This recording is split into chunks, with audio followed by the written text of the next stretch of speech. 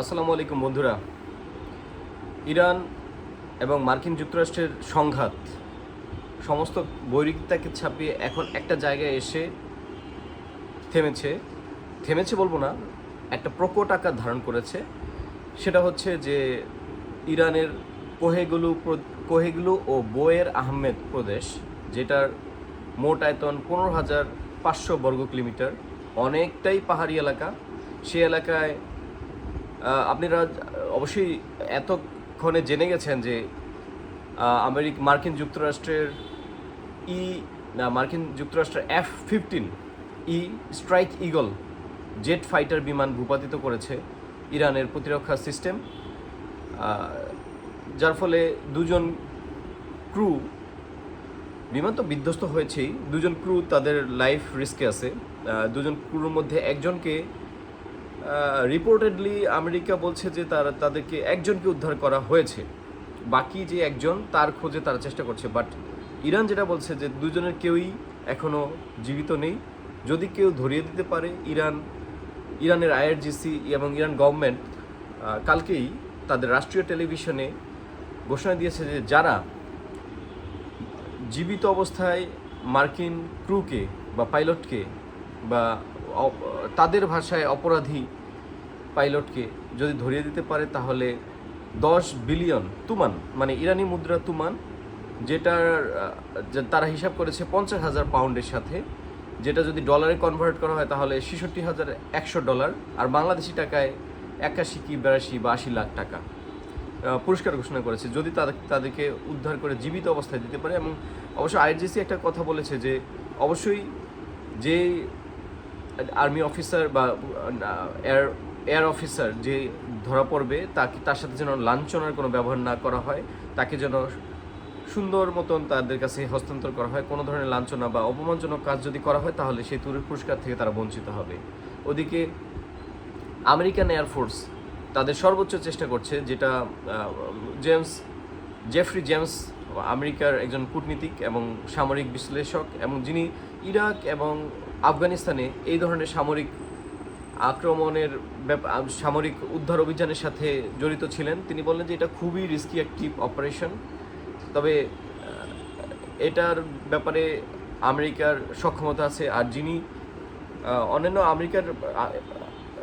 আমেরিকার আর্মি বলেছে যে তারা যেই সব আর্মিরা বা এয়ার ক্রুরা এই ধরনের বিপদের শিকার হয়, তাদের প্রাইমারিলি অনেক ট্রেনিং থাকে কিভাবে নিজেকে সার্ভাইভ করতে পারবে, কিভাবে শত্রুর থেকে দুইটা কাজ তাদের করতে হয়, একটা হলো বেঁচে থাকা আর শত্রুর কাছ থেকে সেফ থাকা। সেই ট্রেনিং দেওয়া আছে, তারা সেই চেষ্টা করবে। আর যেসব অফিসাররা এখন উদ্ধারের জন্য গেছে তারা নেভি সিল এবং US স্পেশাল ফোর্স যেরকম ট্রেনিং দেওয়া থাকে তাদের সেরকম ট্রেনিংয়ের ব্যবস্থা করা আছে। এই ধরনের ব্যবস্থা নিয়ে তারা এই উদ্ধার অভিযানে অংশগ্রহণ করেছেন, যদিও এর সফলতা এখনও খুঁজে পাওয়া যায়নি। এর মধ্যেই ইরান আরেকটি দাবি করেছে যে উদ্ধার অভিযানের অংশ নেওয়া গতকালকে আরেকটি ব্ল্যাক হক হেলিকপ্টার, ব্ল্যাক হক 47 হেলিকপ্টারকে তারা ভূপাতিত করেছে বা গুলিবিদ্ধ করেছে। সেটা ভূপাতিত হয়েছে কি না, হ্যাঁ ভূপাতিত হয়েছে, এটা IRGC ছবিতে প্রকাশ করেছে, বাট আমেরিকা এখনও এটা স্বীকার করেনি।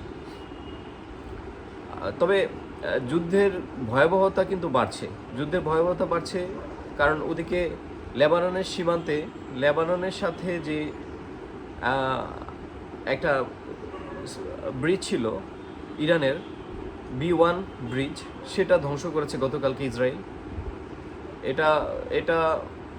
এটা দিয়ে আর কি হয়তো তারা সন্দেহ করছেন যে সামরিক কিছু রসদ তারা লেবাননের হিজবুল্লাহদের কাছে ইরান পৌঁছানোর একটা কোনো সুযোগ থাকে, সেজন্য ওই ব্রিজটাকে তারা অ্যাটাক করেছেন। আমেরিকার মধ্যে সবচেয়ে ইম্পর্টেন্ট যেই খবরগুলো এখন খুব বেশি ইম্পর্টেন্ট, সেটা হচ্ছে যে আমেরিকা যুক্তরাষ্ট্রের সেনাবাহিনীর ভেতরে জেনারেল র্যান্ডি জর্জ, যিনি সেনাপ্রধান ছিলেন, তাকে ইতিমধ্যেই পিট হেগসেথ, ওয়ার সেক্রেটারি, পদত্যাগ করতে বাধ্য করেছেন এবং পদত্যাগ করার জন্য নির্দেশ দিয়েছেন। এটা থেকে বোঝা যাচ্ছে যে আমেরিকা সেনাবাহিনীর ভেতরে ইরান যুদ্ধ নিয়ে একটা অনাস্থা রয়েছে। তাদের প্রশাসনের সাথে, সরকারের সাথে আর্মি অফিসারদের, যেটা খুব রেয়ার। আর্মি অফিসাররা সাধারণত এই ব্যাপারে প্রকাশ্যে আসেন না এবং তারা সাধারণত কোড অফ কমান্ড মেনে সরকারের সিদ্ধান্তগুলো মেনে নেন। আমেরিকার ভেতরে এটা খুব রেয়ার, কিন্তু এটা হয় না। এর আগে পিট হেগসেথ দুজন জেনারেলকে পদত্যাগে বাধ্য করেছিলেন। সে একজন জেনারেল হর্ডন, একজন জেনারেল গ্রিন উইলিয়াম, এই দুইজনকে আগেই উনি বাধ্য করেছিলেন। এখন জেনারেল মানে সেনাপ্রধান, একদমই সেনাপ্রধান মিস্টার র্যান্ডি জর্জ তাকে অপসারণ করলেন।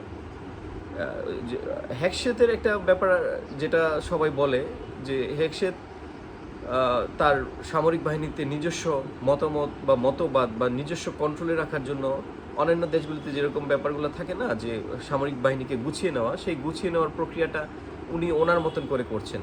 সেজন্য ব্যাপক রদবদলের মধ্যে দিয়ে যাচ্ছে। আর যুদ্ধের এই অবস্থাতে সাধারণত অন্যান্য কোনো দেশে এত চেঞ্জ আসে না। ইউএস আর্মির ক্ষেত্রে তো অবশ্যই একদমই এটা বিপরীতমুখী কাজ, যেটা অসম্ভব। কিন্তু তবু আমরা দেখলাম যে এখানে তিনি সেটা করলেনই, এবং এমন একটা সময় করলেন যেটা যুদ্ধের ক্রিটিক্যাল মুহূর্ত, যেখানে যুদ্ধে আমেরিকা মোটেও ভালো পরিস্থিতিতে নেই, আবার ওদিকে রাষ্ট্রীয় চাপ আছে, জনগণের চাপ আছে, সেখানেও উনি আছেন। তো সব মিলিয়ে আসলে একটা অনাস্থা, একটা অস্থিতিশীলতার লক্ষ্য করা যাচ্ছে। ওদিকে আমরা যদি খুব গভীরভাবে মনোযোগ দিই তাহলে দেখতে পাবো যে ইসরায়েলও কিন্তু থেমে নেই। ইসরায়েলের অনেক কিছুই আসলে আমেরিকার মতো এত প্রকাশ পাচ্ছে না, বা ইরানের ব্যাপারগুলো যেমন আমরা সবাই জানি, কিন্তু ইসরায়েলের ওয়ার পলিসি বা ইসরায়েলের ভেতরে ধ্বংসযজ্ঞ কতটুকু হলো, কতটুকু ক্ষয়ক্ষতি হলো, তাদের মিসাইলের অবস্থা কি, তাদের বাজেট সম্পর্কে তো জানি যে তারা বিরাট একটা বাজেট করবে, এটা তো জানা কথাই। এত কিছুর পরেও আসলে ইসরায়েল মনে হচ্ছে যে ইসরায়েল তার নিজস্ব লক্ষ্যমাত্রা বা লক্ষ্যগুলো পূরণ করার ব্যাপারে খুব চুপিসারে করে যাচ্ছে।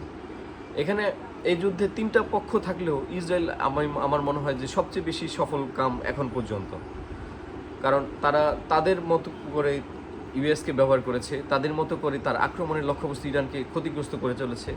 ইরান তো অস্তিত্ব রক্ষার চেষ্টায় আছে, আবার সেই সাথে ইরানের কিছুটা সাকসেসফুল বলতেই হবে, যেখানে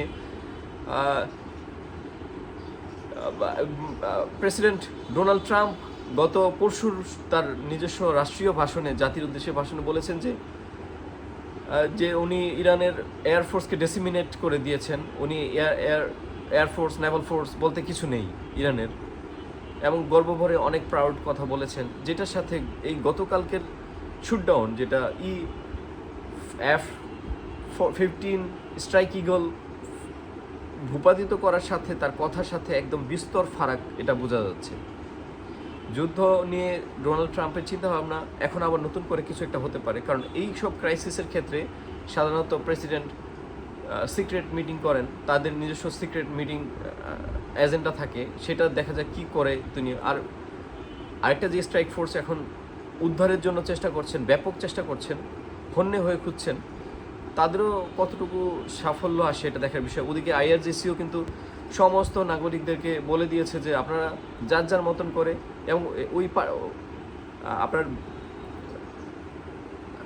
ওই প্রদেশগুলোর আশেপাশের প্রদেশগুলোর লোকজনকেও বলে দিয়েছে বিশাল অঙ্কের যে বাজেট সেটার ব্যাপারে। এখন সবাই কিন্তু তার নিজস্ব গাড়ি নিয়ে ছুটছে ওই জায়গাতে, আবার ওদিকে তাদের ক্ল্যাশও হচ্ছে। দ্য ফোর্সেস আর গেটিং দেয়ার, ওখানে কিন্তু ইউএস আর্মির সাথে কিছুটা, ইউএস আর্মির স্পেশাল ফোর্সের সাথে কিছুটা যুদ্ধ, আইআরজিসি বলেন বা আপনার ইরানিয়ান আর্মি পার্সোনেলদের সাথে যে যুদ্ধ কিছুটা হচ্ছে, এটা কতটুকু মাত্রায় হচ্ছে, ইন্টেন্সিফিকেশনটা কতটুকু, বা কতটুকু এয়ারফোর্স, কতটুকু এয়ারবোর্ন ডিভিশন ওখানে পাঠানো হয়েছে, এটা এখনও ডিসক্লোজ করেনি আমেরিকা। তবে যেটা ধারণা করা হচ্ছে যে তারা যথেষ্ট পরিমাণ উদ্যমী হয়ে এই যুদ্ধটাকে কন্ট্রোল করার চেষ্টা করছে, যেটা এতক্ষণ পর্যন্ত ফুট অন দ্য গ্রাউন্ড যেই সোলজার দেওয়ার কথা ছিল, সেটা প্রথম কাজটা এখন এই পর্যন্ত হয়েছে কি না সেটা দেখার বিষয় আছে। তবে এখনও আমরা দেখতে পাচ্ছি যে হেলিকপ্টার, অন্যান্য এয়ারফোর্স সাপোর্ট নিয়ে ওখানে চক্কর দিচ্ছে, খুঁজছে কি হয় সেটা আসলে একটু পরে বা কিছুদিন পরে, কিছুক্ষণ পরে সার্ভাইভাল অফ দ্যাট আর্মি পার্সোনালের উপরেও ডিপেন্ড করে।